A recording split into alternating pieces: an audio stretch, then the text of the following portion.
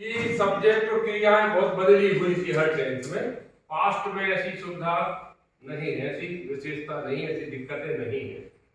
Past में सिर्फ continuous को छोड़ के बाकी सभी में एक ही हेल्पिंग वर्ब से काम हो जाता है।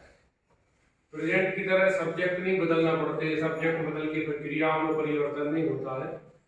पास्ट इंडेफिनिट में सबसे पहले हमने देखा कि या तो डिड यानी कि डिड जो है सेकेंड फॉर्म है डू की, या फिर राइट रोट क्रिया की सेकेंड फॉर्म आएगी। कोई सा भी सब्जेक्ट हो, ही हो, सी हो, यू हो, दे हो, वी हो, प्लूरल हो, सिंगुलर हो, सबके साथ यही क्रिया है पास्ट में। पास्ट में कोई परिवर्तन नहीं होने वाला है। यहां देखिए हमने लिखा ही रोट अ स्टोरी, उसने एक कहानी लिखी, स्टोरी माने कहानी।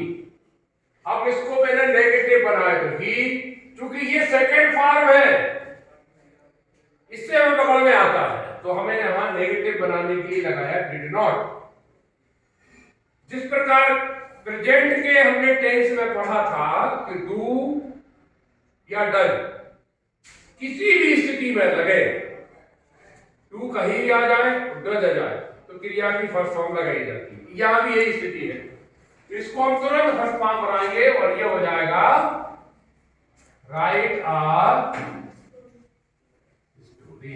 ये बन गया नेगेटिव। ये नहीं अगर आपने करा मतलब एक साथ दो क्रियाएं हो गई, अंग्रेजी में ऐसा नहीं होता है।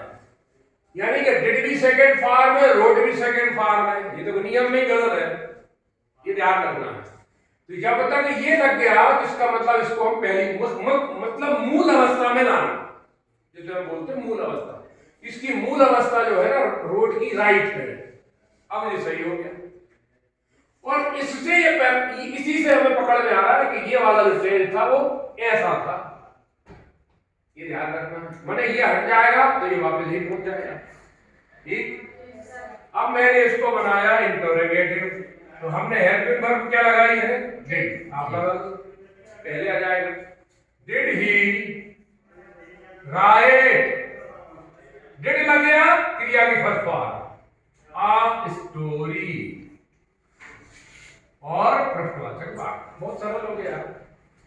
अब मैंने अभी आपको डब्ल्यू वाले वर्ड बताए हैं कितने सारे, व्हाट है, व्हेन है, व्हाई है, वेयर है, हाउ है, हु है, विच है। कोई सा भी एक जो हमें लगता है वो आप लगा सकते हैं। ठीक है ना, क्लियर है? कोई सा भी लगा सकते हैं जो आपको ठीक लगे। अब जैसे मान लीजिए मैंने लिखा व्हेन, अब व्हेन का मतलब हो गया कब।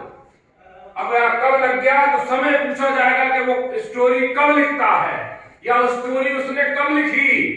आप बताओगे 2 दिन पहले लिखी, 6 दिन पहले लिखी, अभी लिखी, कल लिखी, ये समय आएगा। अगर मैंने पूछा अगर वाई लगा दिया, उसने स्टोरी क्यों लिखी, तो ज्ञान के लिए लिखी, बताने के लिए लिखी, प्रेरणा के लिए लिखी, प्रोत्साहन, मैंने उत्तर का अलग रूप हो गया।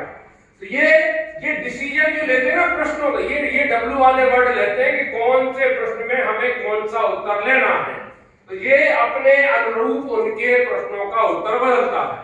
तो व्हेन लगेगा तो समय पूछेगा, वाई लगेगा तो रीजन पूछेगा, और अगर मैंने लगा दिया हु, स्टोरी कौन लिखा या स्टोरी किसने लिखी, तो अपना